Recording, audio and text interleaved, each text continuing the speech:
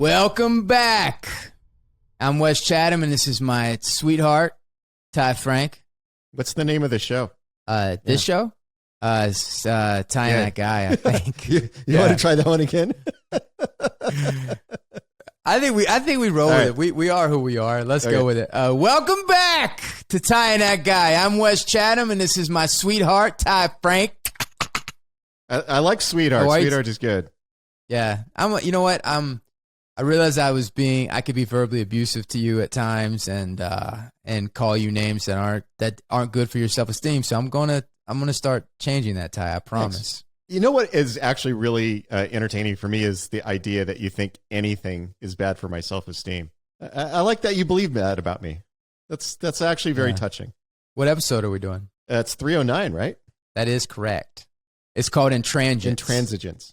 Intransigence. Yes. Intransigence.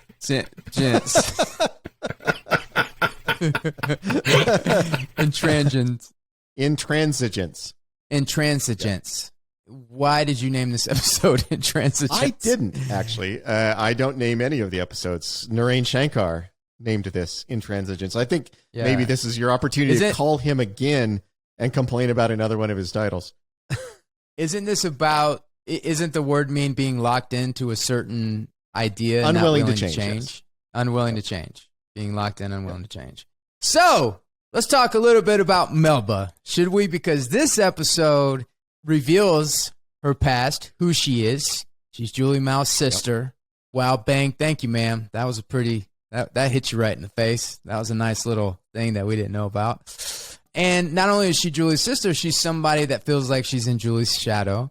And no matter how hard she works, she's not going to get the approval of her father, the love and approval of her father. And that's really damaged her and broken her heart in a lot of ways. Just remind me to give my kids love and approval, because the amount of shit that has been pulled by kids that have been neglected by their parents is it's pretty scary. Yeah, I think Jules Pierre Mao has done a lot of shady shit, experimenting on kids, starting wars, all that.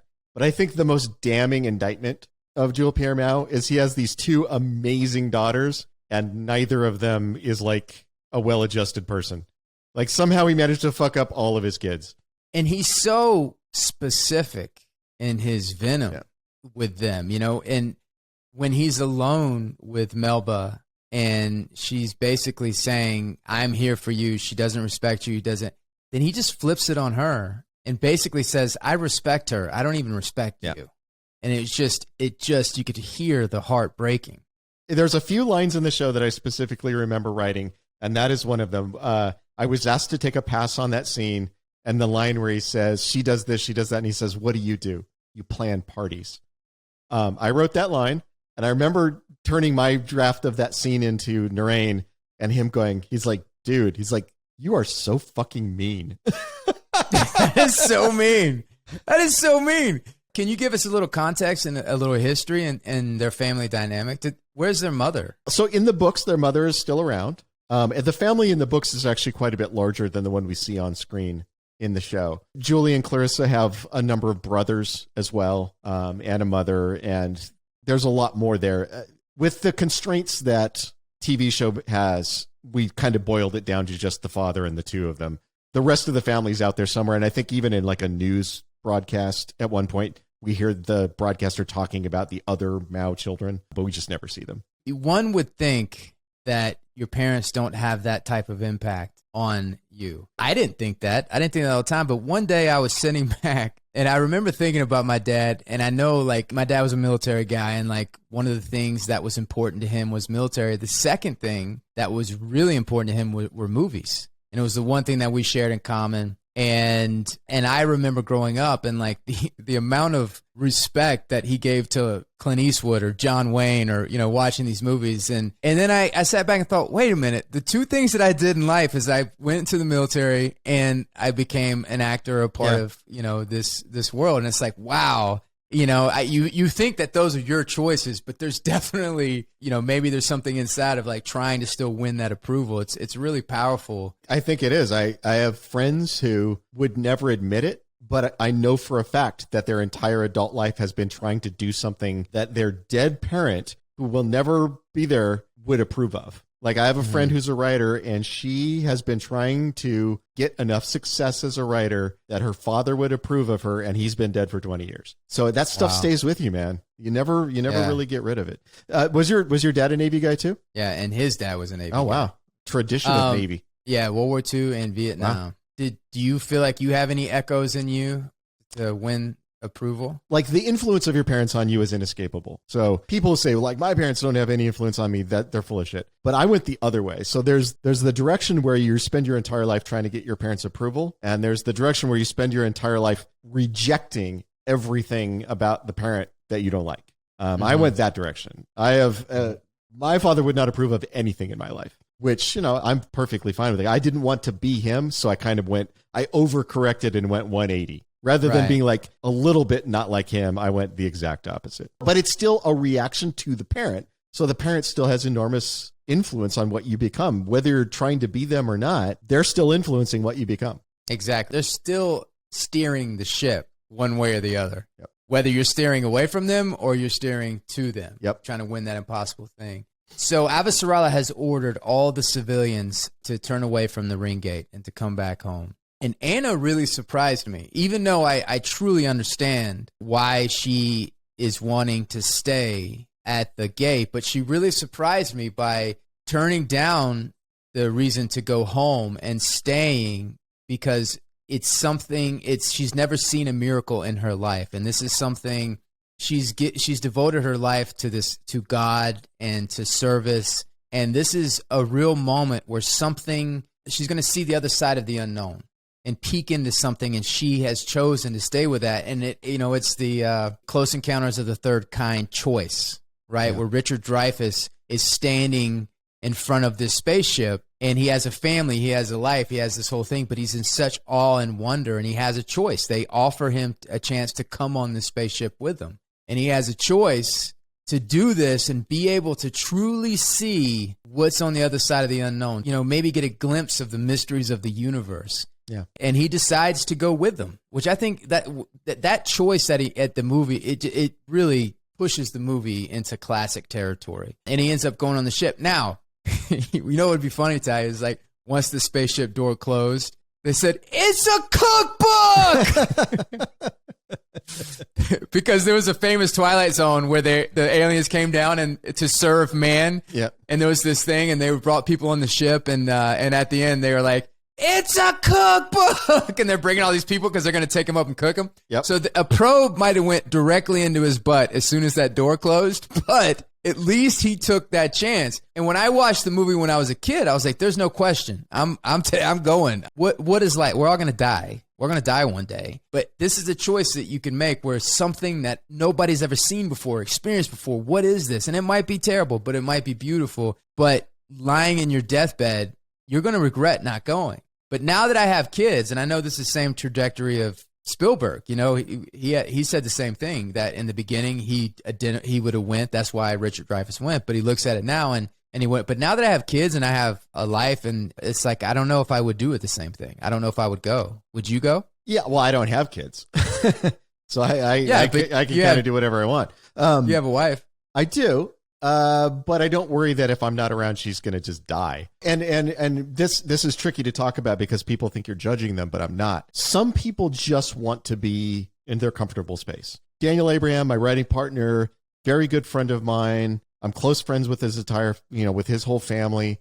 We've spent a ton of time together, but we are so different in that way, in that if you left Daniel alone, if you gave him like enough money, he would never have to worry about paying his rent or buying food, and said, "You're allowed to do whatever you want." What Daniel would do is he would sit on his couch with a laptop.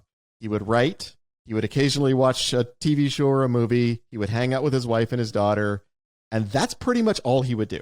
For him, the best version of his life is the comfortable, I'm on my couch. My kid is over there. My wife's over there. I can make a cup of coffee if I want one. And I can write books or stories or whatever. That is the perfect life for him. That is so opposite of the perfect life for me that like, I don't even understand it. And we're good friends. Like, I have enormous respect for him, so I'm not judging that, but he absolutely would not get on the spaceship. He doesn't even want to take a flight. You just seem like, I'm like, hey, you should go check out Hawaii. He's like, yeah, but I'd have to leave. I'd have to leave my couch. I'd have to get on an airplane. Why would I do that, right? Whereas for me, I mean, and for him, the pandemic didn't hit him at all because sitting at home and not talking to anybody was what he wanted to do anyway. But for Janae and I, the exciting thing about the place I am in life now, that I have enough money to pay for the things I need to pay for, and I also have a lot of free time, is we were just going to travel constantly, right? That's what I wanted to do. And, the pandemic stopped me from doing that. But if the aliens are like, hey, you can get on the spaceship and you'll discover the mysteries of the universe and, all that stuff.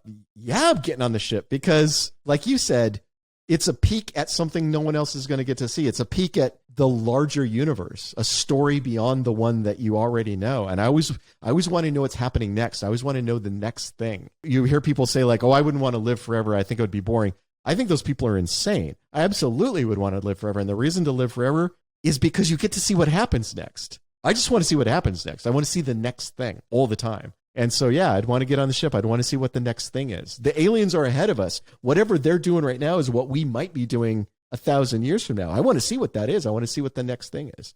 So, yes, I would absolutely get on the ship. You would even leave your wife?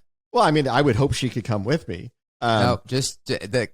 Richard Dreyfuss didn't take his wife. It's true, but he had kids. He had to leave the wife for the kids. I'd ask if she could come along. If she couldn't come along, I'd probably still go, thinking I could probably come back at some point. Honesty. I love the honesty of Ty. Clint, what would you do if you had that choice that Richard Dreyfuss had at the end to go? I get on the ship. I didn't even finish. You would get on, even.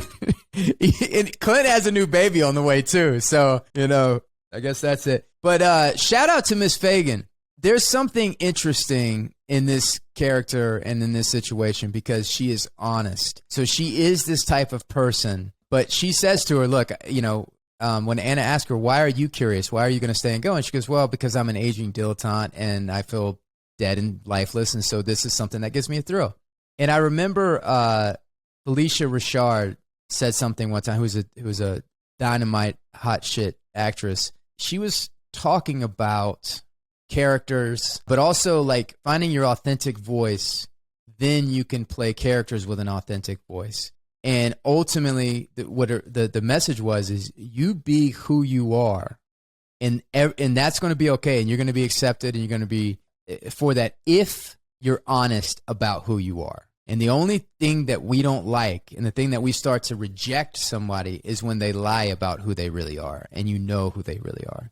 And this is a perfect example of that, is that Miss Fagan is this, you first see her and you're like, oh, this, but once she's honest about who she is, and then there's a real moment of kindness by extending this leverage to Anna, automatically you just accept her for who she is and you like her for who she is. And that's the great, that's writing a great character. It's authentic. It's beautiful. It's unexpected. It's not a caricature. I've always liked Tilly too. And the thing I liked about Tilly is exactly what you're saying, that she just is what she is and she's not apologizing for it. Yeah. She's comfortable with what she is.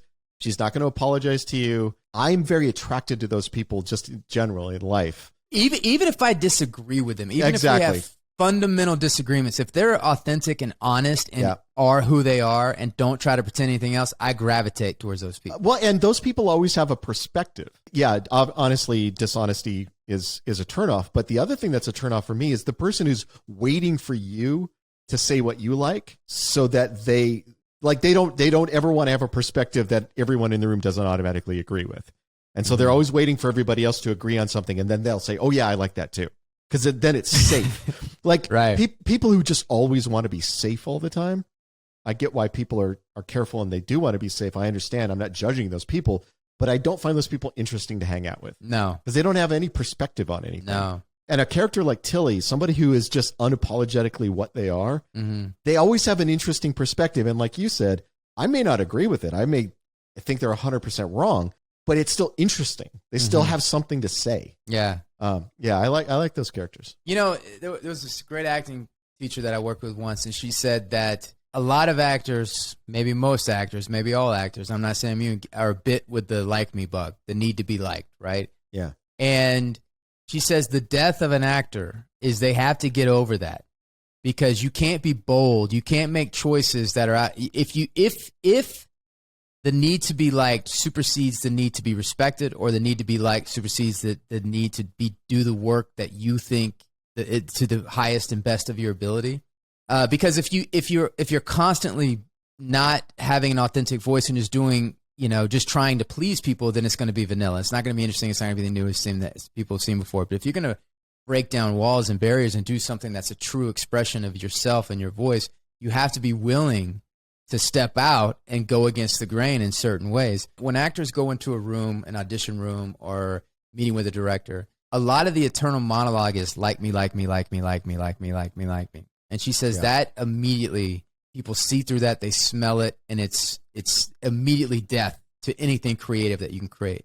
But if you walk in the room and it's who are you, that is a place of power, because it's like, what is this project? Who are you? And is this something? So anyway, I just thought that was an interesting, because it's just about being honest about who you are.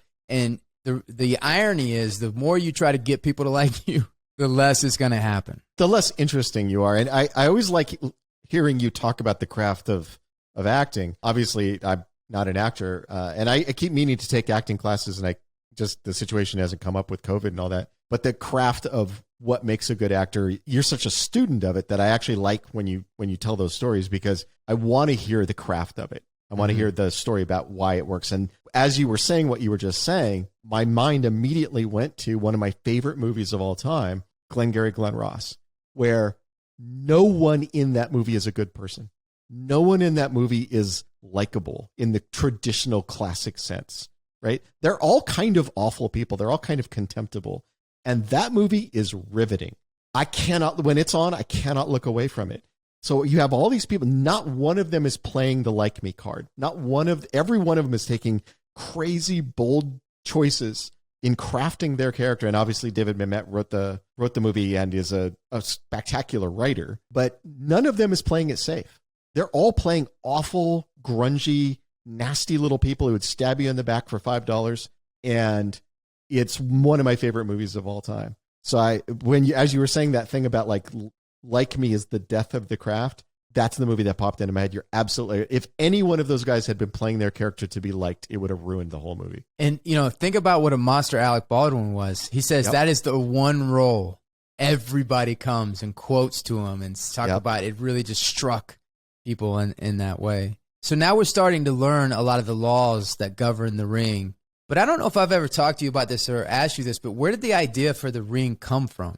Is it something like, how did you and Daniel create this? This is actually from the original idea before Daniel even came on board. The idea was finding humanity at the point when they go from, we have space travel, but only within the solar system, to humanity first getting to take its steps out into the larger universe. And there's a couple of ways you can do that, like humanity discovers warp drive, which is the Star Trek version, that works perfectly fine. But I had this idea of, and this is not an original idea, by the way. The first time I read the Heechee novels, this idea that humanity sort of discovers the leftovers of an older civilization that gives them access to a larger universe. And that idea has been used many times in science fiction. Stargate did it with their Stargates. Video game series called Mass Effect did it with the relay system. Pohl did it with the Heechee novels, where there was this ancient technology that allowed people to travel. So I've always liked that trope, because I'm also a student of history. And one of the things that I found really interesting about the post-Roman period is the Romans left a lot of stuff behind. So you could go to an area that was completely overrun with what the Romans would have considered barbarian tribes, but there were still these really ultra-modern roads because the Romans had built roads. And even though the Romans were gone, their roads remained. Or if you went to England, there was Hadrian's Wall was still there. It was completely overrun by the native people who did not build elaborate walls, but there was this big wall because the Romans had built it and then left it behind.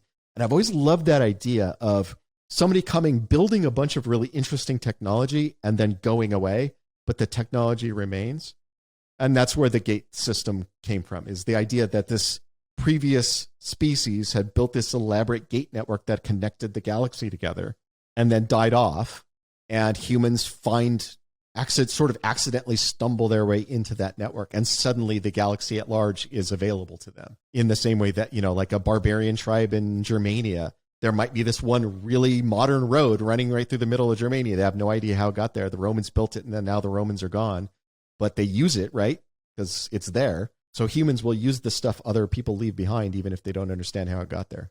So Amos quickly figures out who the saboteur is. Cohen for sure, and maybe Monica. So and I think one of the things I really like about this episode is that Amos's logic is so sound. It is so sound. This is the guy that sabotages Sip. I know it is. And this is how we're going to make him talk, even though it was a little bit brutal. And if we were emotionally involved, we probably wouldn't have taken that route where he threatens Monica's life. Then he realizes, oh, they don't know anything. Okay. And Holden stated, we can't shoot our way out. We can't keep going. We can't stop. Miller's not talking to me. We have no options. And we can't talk to anybody. Yeah. So Amos is like, oh, well, I'll space these two. And if Mars picks him up, then they'll let him know. They'll talk, and let him know what the real story is or what's going on. And Alex, I think, had some really great moments in this scene. Amos was trying to explain to him, no, I was only going to space Cohen, but he can't see. So then I had to space the other one. But they're going to go talk to Mars. And he's like, you're spacing them. You think? And I love how they're being sucked out into the vacuum. And Alex is like, put in a good word for, basically put in a good word for us as they're going out, So, for whatever reason, Holden's having a hard time connecting with Miller because he's on track. He's doing what the protomolecule wants to do. So as soon as they slow down, Miller pops up. But there's that scene when Alex knocks on the door and it opens up and he's so weirded out by what's happening, but he doesn't want to interrupt. And he's like, I didn't want to interrupt, but Holden just shuts the door in his face. Well, that was funny. So they slow down and then Miller pops up. And the signal's better, so he's clearer now, and he's talking to him. And Steven said, why don't you tell me what's really going on? And he says all this scientific stuff. My question to you, does everything that he said, does that mean something? It does, actually. Okay. Was this one, who wrote this one? Was this Mark and Hawk or Hallie? Okay, yeah. I think Hawk took a pass on this script for the Thomas Jane and Stephen Strait scenes. And this is not a bash on Hallie. This always happens. Everybody's script gets rewritten by the room. So, yeah, this is not me saying Hallie needed to be rewritten. It's just the way it always works. And I think Hawk had looked up something or talked to somebody about the ways in which information could be directly transmitted into somebody's brain. And the stuff he rattles off is supposed to be that. Supposed to be some theoretical thing or something like that. I don't remember exactly where he got it from. But, yeah, it was supposed to be based on a real thing. So he basically, through a metaphor, we need to go back to the crime scene. He convinces Holden. Oh, one thing I was going to ask you, why does Miller only appear when Holden is alone? Well, the idea there, this is better explained in the books. The idea there, though, is the protomolecule is transmitting Wi-Fi signals to Holden's brain. And this is explained more later in the next episode, that he's talking about how, there's trillions of synapses in a brain, and each one of them is like a key on a keyboard. And if you press the right combination of keys, you can make the person think that they're seeing Miller and hearing Miller, right? Mm-hmm. Is the idea. But it's incredibly complex. It's incredibly hard to do because you're manipulating a brain at the fundamental sort of almost molecular level. The idea is the minute that there's anyone else in the room that Holden begins reacting to that other person, the variables get too complex to compensate for. Mm. And so it can't do it. The equation becomes too complicated if there's other observers in the room. Mm-hmm. So that's the idea behind it. Yeah. What I like about this episode, it's about leaping into the unknown, kind of going back to what we were talking about with Close Encounters, because Holden is now taking this leap with Miller, and Naomi is taking the leap to go back to the Rocinante, who's kind of leaving the Behemoth.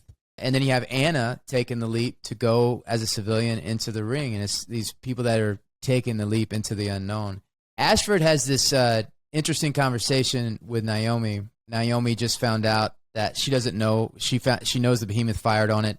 Drummer let her know she was the one fired. She's upset, but she's still going to do her part and help the ship up and running. Ashford has a conversation with her about nostalgia and about thinking that you could go back and it's going to be the same, but ultimately it's never the same. Once you move and you grow, that's the new thing.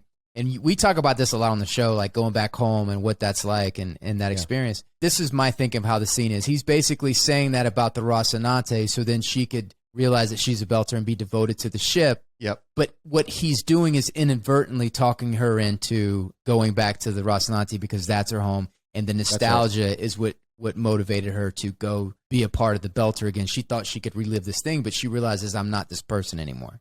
That's absolutely right. And it was a tricky scene to get right because they're having two different conversations there and they don't know it. Because exactly what you said, Ashford thinks he is convincing her to stay. And what he's actually doing is convincing her to leave because of, he doesn't understand the perspective that she's got right now of what her true home is and who her true people are. He doesn't understand it. And he thinks he's got her dialed in. He thinks he's got her figured out. And he doesn't. He misunderstands her completely. And so he actually pushes her the other direction when he's trying to keep her. And it was a tricky scene to dial in. And I'll tell you this, there are certain scenes on our show because every writer works on every script. And so there's many hands touching things. It's just the way a writer's room works.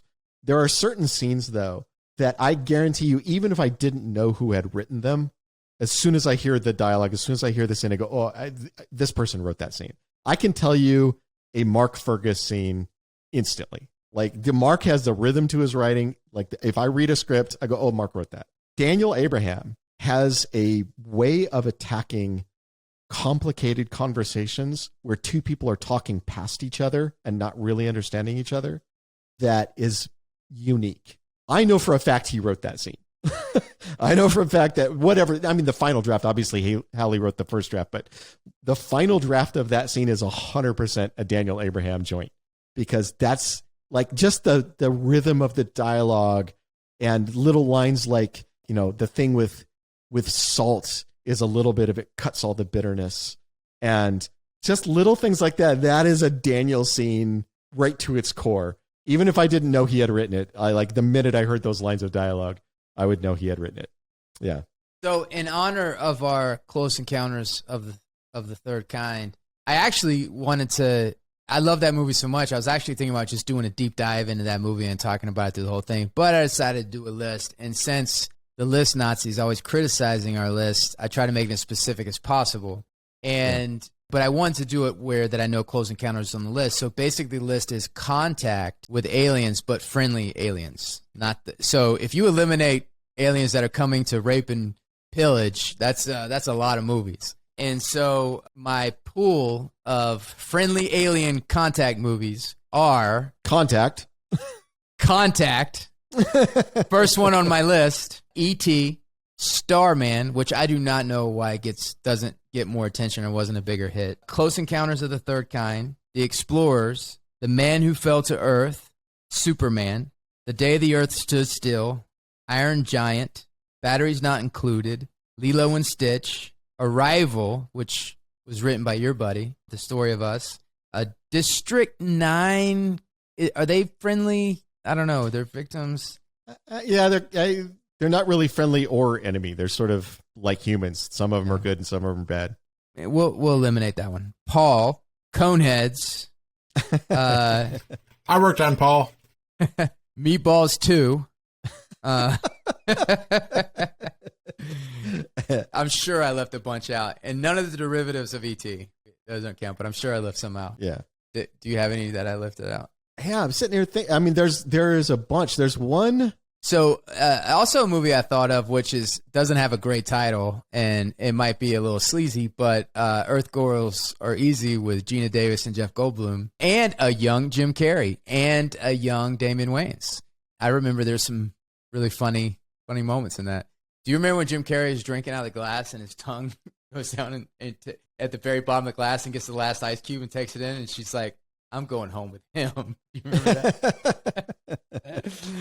There's a movie. It's going to drive me nuts that I can never remember the title of this movie, but there's a movie from the 50s, a black and white movie, which I think is a great example of a friendly alien misunderstood trope. Because there is a trope where the aliens show up, the humans are like, oh my God, aliens are they come to kill us all. And it turns out that the aliens actually weren't there to do any harm, and it's just that whole thing of like misunderstanding the other culture kind of trope. There's one from the 50s, and I can never remember the title of it, but it's one where these people are coming into town and buying stuff, and they come to realize that this alien ship has crashed out in the desert, and then they discover that the people who have been coming into town to buy stuff were actually aliens in disguise who are buying materials that they needed to repair their ship so they could get away. Oh, this sounds so familiar. And when you see the aliens for what they really are, what they really look like, they're horrifying. They're horrifically hideous monsters,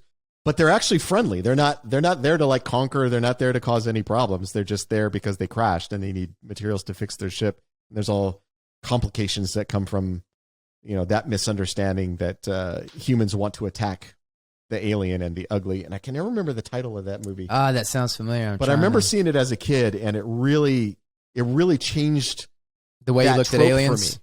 Well, it changed that trope for me because up until then, every movie where aliens land on Earth, we had to fight the aliens. They were automatically, they were bad, and we had to fight them. And that was the first one that kind of turned that on its head and made me go, oh, maybe they aren't all bad. So here's what's interesting. My childhood was the childhood of Spielberg. So my idea of aliens was E.T. and Close Encounters. So I had this like benevolent view and awe and wonder until the 90s hit, and then you had Fire in the Sky. And then Roland Emmerich came and blew it up. Yeah, and Roland Emmerich and Fire in the Sky, and then Spielberg came back around, did War of the Worlds. But I definitely had that feel. But Starman is in the top 5. It is. I love that movie, and I think it's. We've talked about Starman before. Yeah, on the podcast. You have way more affection for Starman than I do. Like I think it's okay. I think it's a cute movie. It's because you have no heart and you don't like romance. That might be true. I don't know if I can argue against that. Now you're a big fan of Contact, right? I do like Contact. I don't think it's a perfect movie. I think it's got some kind of hammy moments, but I love Jodie Foster. I think she's a fantastic actress. I like the idea of what Contact is trying to do. It's one of Narain's favorite movies, I think. Well, he loves Carl Sagan. Carl Sagan, yeah. Narain is a gigantic Carl Sagan fanboy. All right, so if we were looking at number 1, for me, it's either E.T. or Close Encounters for a friendly alien. A part of what's holding me back here is I haven't seen Close Encounters in probably 20 years. I mean, I have a pretty vivid memory of the movie, but it's been a long time since I watched it. To me, it's interesting why that movie works so well. But the mystery of what this thing is and how it's connected to Richard Dreyfuss and compelling him to do the things, the whole thing just really works. Like there's no slow. I love the movie. So and there's some amazing visuals. Those ships, when that movie first came out, those ships were the most awesome thing. Like just these weird constructions that seem to be just made out of light. Now you know, so cool looking. You know what his inspiration for that ship was? Is he was on the 101 going over the hill, just coming into the valley, and right when you get in, when you at nighttime when you see the valley and you see all the lights and everything, and it looked like a spaceship. They modeled the spaceship off the like what the valley looks like coming over it. Oh, I did not know that. That's very cool. And so originally, Richard Dreyfuss found out about this movie when they were doing Jaws, and he wanted to be in it. Originally, Spielberg was thinking of somebody like a Gene Hackman, somebody that was ex-military or something that had this thing. And Richard Dreyfuss wanted the part so bad that every time he walked by his office, so if he heard Al Pacino, but he would go by and say, "I heard Al Pacino's crazy," and just walk by, and then he goes, "I heard De Niro's a drunk," and just like badmouth every actor that Spielberg was just lie and badmouth every actor that Spielberg was considering. So then he came in there and he poked his head in there and said, "You need a child for this," and Spielberg's like, "You got the part," but not he didn't commit. But what Spielberg realized is that he wanted all the adults, everything to have this sense of wonder, because so much of the movie is going to be played on people's faces in reaction to the spaceships coming down. So he cast really childlike people with wonder and mystery. And if you go back and watch it, there's a lot of like adults with childlike faces, like a Richard Dreyfuss, which is the genius of Spielberg. And E.T. is a cultural phenomenon. So I think probably if you think about friendly aliens, the impact is probably going to be E.T., friendly aliens. Yeah, I mean, as far as the biggest movie on that list, I'm sure it is E.T. Because for me personally, I'd probably do Close Encounters and then E.T. I remember the summer that E.T. came out, you literally could not watch a movie other than E.T. for like 4 months. Like every screen just had E.T. And it seemed like it went the entire summer. I remember being a kid and like eventually I was tired of E.T., but it was still the only thing anybody was talking about. It was still the only thing anybody was watching. Did you hear the Reese's Pieces story about E.T.? I've heard some Reese's Pieces stories, but I don't know which one you're. So they were going to put M&Ms in it, and M&Ms was too hard, and they were too fussy, and they wanted too much money or whatever, and Spielberg was like, "Fine, forget you," and they put M&Ms, and then Reese's Pieces, and then Reese's Pieces were like, it just changed the whole. I mean, in the '80s, Reese's Pieces were the hottest thing around. And then M&Ms made a comeback, but I bet they regretted that one. So, yeah. So let's put E.T. for number 1, Close Encounters for number 2. I would put Arrival very high up on my list because it is the thing with E.T. is a kid's movie. It is. It's a children's. Now adults can watch it and enjoy it and all that. It's a smart movie, but it's a kid's movie. Mm-hmm. Close Encounters. It's beautiful to look at, and it's got a really interesting story the first time you see it. I don't know if it's a movie I could watch over and over again. Mm-hmm. Once you know what the gag is, I don't know how rewatchable it is for me. I mean, I haven't seen it in 20 years, so that tells you something. Mm-hmm. Arrival is one of those movies where I finished watching it and I wanted to immediately watch it again. Yeah. It's so smart and so subtle in the way it tells its story. Yeah. And the performance, shit, her name just flew out of my head, Amy Adams. Her performance in it is beautiful, and the story is heartbreaking. Yeah, and the way they portray the aliens and the way she figures out their language is so intelligently done. There's one big storytelling misstep in that movie, but outside of that, I think it's 98% of the way to being a perfect What's the movie. misstep? The ticking bomb in the fucking alien ship is it feels like a studio note brought to life because it wasn't in the short story. No, it's not in the story, and there's no point. There's no reason to have it. It's such a dumb idea. I remember I believe it was you that told me about the story of us. Yeah. Right? Story of Your Life. Story of Your Life. And it was Ted Chiang. Ted Chiang. And he came to visit set, and he was a friend of yours. But you told me about the short story way before you came to visit the set. Yeah. And he's actually better friends with Daniel. I've met Ted several times, and we are friendly. But he and Daniel are actually pretty good friends. Oh, okay. He came to set and Daniel. But so I remember you were telling me we were talking about short stories and, writers you admire, and you were like Ted Chiang, and you told me about this thing. And I read it, and I did what you did, what you want to do. I read it, and I got to the end, and I started back and read it again. Yep. And it's the most complicated but simple, beautiful story that I've ever read that is just as fascinating as it is the way it makes language and its science fascinating. It's also as so heartfelt and emotional, and it's so rare that a writer fires on all of those cylinders. I believe Ted Chiang is the greatest living science fiction writer, and I say that even though he has incredibly low output. Ted Chiang would write like one story a year. That story would go on and win every award. Like, you never wanted to have a story up against Ted Chiang's story in any award because you were just going to lose. In spite of his very low output, everything he turns out is incredible. It's beautifully written. It's beautifully thought out. It's intricate and complicated and simple all at the same time. I honestly think he's the greatest living science fiction writer. Because the thing is he's talking about complicated subject matter, but anybody that reads it can get it, can understand the themes but understand it without the struggle, and it's smooth and it glides right through. What a talent! And I agree with you. So Arrival should definitely be high on the list, and then you got to put Superman on there. The Dick Donner Superman. What's funny is nobody ever thinks of Superman as the friendly alien story, but of course it is. Yeah. Superman is an alien who comes from another world. Now, then the question becomes, if Superman belongs on the list, does Thor belong on the list? No. Thor's a friendly alien. Is he friendly? Thor? Thor's not an alien. Yes, he is. He's a god. He's an alien in the same way Superman's an alien. He's from another planet. God damn it, I guess. No, but Thor is he friendly? Would you consider Thor friendly? I mean, he might saves the world repeatedly. But you can save the world and not be friendly. I don't know. Thor seems like a nice guy. Chris Hemsworth seems like a nice guy, but Thor, the character Thor, I don't know if he's a nice guy. Hans Gruber is an alien, right? He's not from. Is he? He's not from the U.S. Well, I mean, he's from Germany. He's from Germany. Are you proud of this argument? You think you're heading somewhere good with this, Wes? You're proud of where this is going? Well, I'm just saying, because he's kind of friendly. He's got a good personality, don't you think? He's a good conversationalist, I would say. He's a good conversationalist. He's intelligent, and he's not from. He's from Germany, which is like an alien place. Yeah, and he's not from this country, so he's an alien. He's an alien.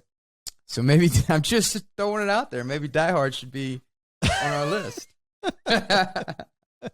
Oh, we didn't talk about the Explorers. You remember the Explorers?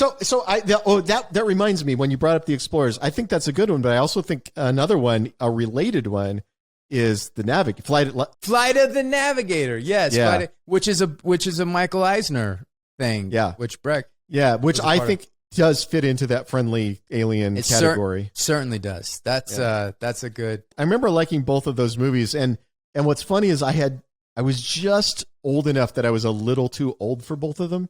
Mm-hmm. Like if I'd been like 2 years younger, they would have been perfect for me, like right exactly at that age. So I was a little too old for them. I still remember liking them both anyway. That like they felt a little juvenile, they felt a little too young for me, but I didn't care. I really liked what they were doing in both of those movies. Well, since you were a little older, because I remember seeing the Explorers, and I don't know if it was because I was so young, but the alien that they found just cracked me up. You know, the guy, because he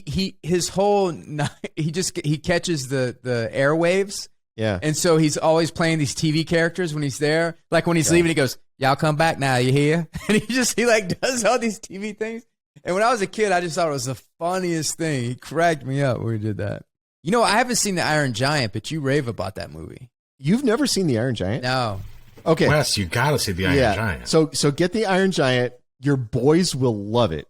It's a great cartoon. It's the Iron Giant is awesome. Like the design of the robot is very cool. Like it seems perfect for a couple of guys your boys' age. Mm-hmm. And it's a fantastic movie. And at the end, everybody will be sobbing because it's a heartbreaking film. It's a full classic and one of the saddest movies ever. Yeah. Okay, so this is our list. Correct me. E.T., Close Encounters, Arrival, Superman, Die Hard. I would say Die Hard is in a tie with Iron Giant. Okay. I have a handful that didn't make your list that I think are great, friendly alien movies. Drop some knowledge on us. Hit me with it. I am a big stan for Galaxy Quest.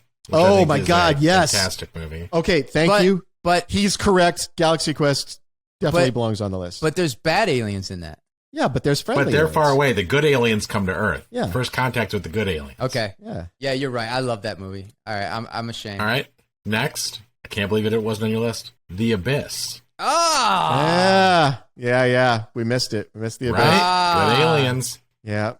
You're right. And then for my money, the greatest aliens, if you're talking about friendly aliens, like heartwarming aliens, Cocoon. I can't believe I forgot those three. Shame on me. I can't believe. Where's your list now, you piece of shit? Yeah, because Abyss should be on there. Abyss is pretty good. The Abyss and so those are the ones that we forgot. Sorry, fans. Can you just have them take one spot on the list and replace Die Hard? Which one? So Die Hard's not on the list. Which one would you replace? But those three. Which one would you replace Die Hard with? Of those three? Yeah. Galaxy Quest is one of my favorite movies of all time. I can watch Galaxy Quest over and over and over again. And then you're like, but in saying that, nothing beats Die Hard. All right, Galaxy Quest. All right, Clint. All right, so E.T., Close Encounters, Arrival, Superman, Galaxy Quest, and Die Hard. Okay, thank you guys for hanging out with us. It was a good time. As always, we appreciate it. Please like and subscribe to us and support us. I don't even know what that means, but we love you guys. We really do. Say goodbye, Ty. We got to get a little more support so we can start paying Clint. Because I think once we start paying him, he'll show up on time. Mean to us. He'll show up on time. He'll stop being so mean. Yeah. My respect can be purchased. This is true. This is true. All right. Thank you, guys. Say goodbye, Ty. All right. Goodbye, Ty.